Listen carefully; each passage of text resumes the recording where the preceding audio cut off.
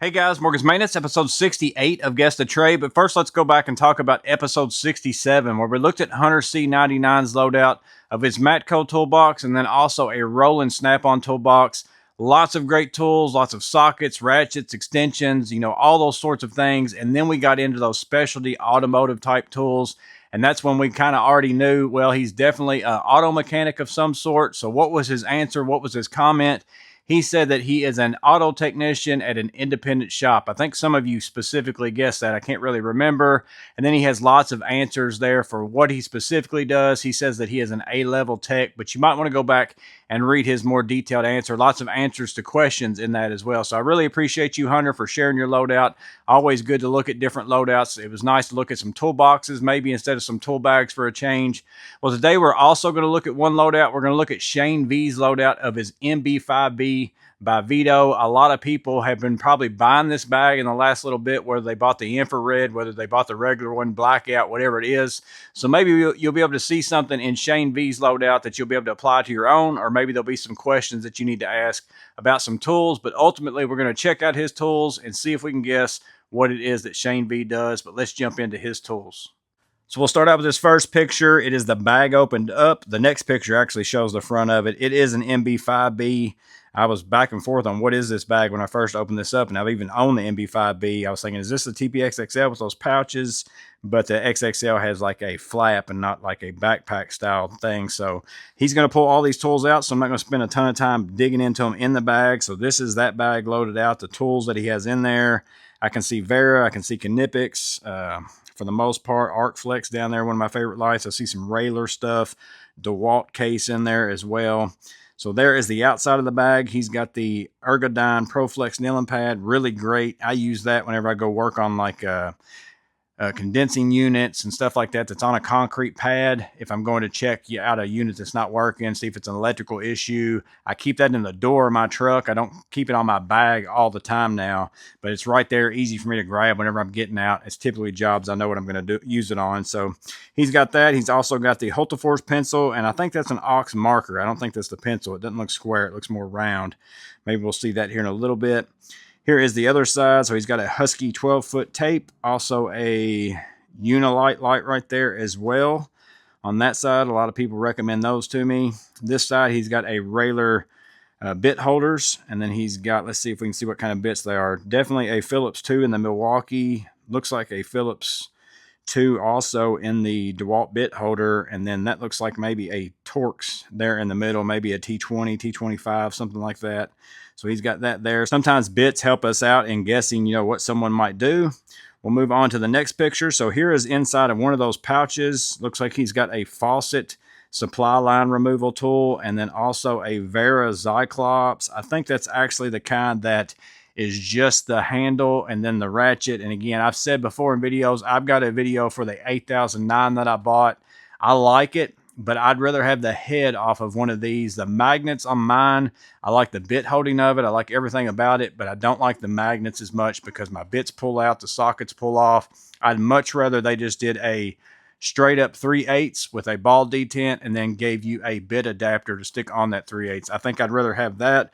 But we'll see maybe in a little bit what that is. Maybe that's his 10 millimeter socket down in there and he doesn't know where that is, but there's a socket down in there of something. Klein also thermometer, and then also a non-contact voltage tester, it looks like. Move on to the next one. So in the other side over there, so again, no meters in his meter pouches. Magnetizer, demagnetizer, rigid tailpiece cutter. If you do any kind of tailpiece work whatsoever, the P-traps and all that kind of stuff, buying that tubular stuff at Home Depot and Lowe's, man, there is not a better tool for that. It puts a nice chamfer on it, cuts it perfectly. I really like that tool. I have not found anything that's better for cutting those things than that tool right there. So if you don't have that and you do any work with those whatsoever, you need to buy that tool right there. So he's got that. Also a pair of locking pliers, it looks like. Moving on to the next one. So here's all the tools in the bag. I think he brings us kind of into some quadrants, so I'm not going to zoom in on this one. So you can check all those out if you want to pause this at any time, play back, or do whatever. You can look at all of them at one time. And the next picture, I think, is pretty much the same thing. It's just a hair different. So we're still going to get into some quadrants in the next pictures. So over here, we've got from the right side of the total tool package over there, we've got the Tajima knife at the top. It's like a chisel knife. I'm not sure if those are, I don't think those are Milwaukee scissors. I'm not sure what brand those are. Maybe in, no, that just says it's not a brand name right there. I'm not sure if those are Husky, what they might be. Locking pliers there. Again, there's that tailpiece cutter. Hulta-Force pencil. It is a ox marker. You can see clog-free marker right there now. Also a pick set from Craftsman, it looks like. The faucet tool is on an extension. So that's pretty handy. You can just put that onto a ratchet, and then it is the Zyklop without the bit storage, but it has that bit holding head on it, so that's not going to pull off. So I think I like that better. Impact 11-in-1 from Klein, also a Vera chisel driver, Vera ratcheting screwdriver, and then a Vera 5.5 laser tip insulated. By far the best screwdriver for electrical plates, if you do any electrical plate work. Also has the Knipex tubing cutter. A lot of people really like that.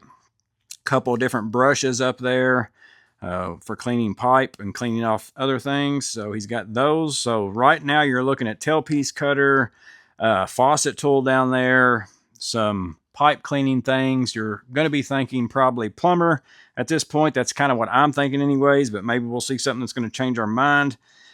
Went backwards there. Next picture over on the left side, he's got a Tough Built. I don't know if that's a knife. I'm not real sure what that is.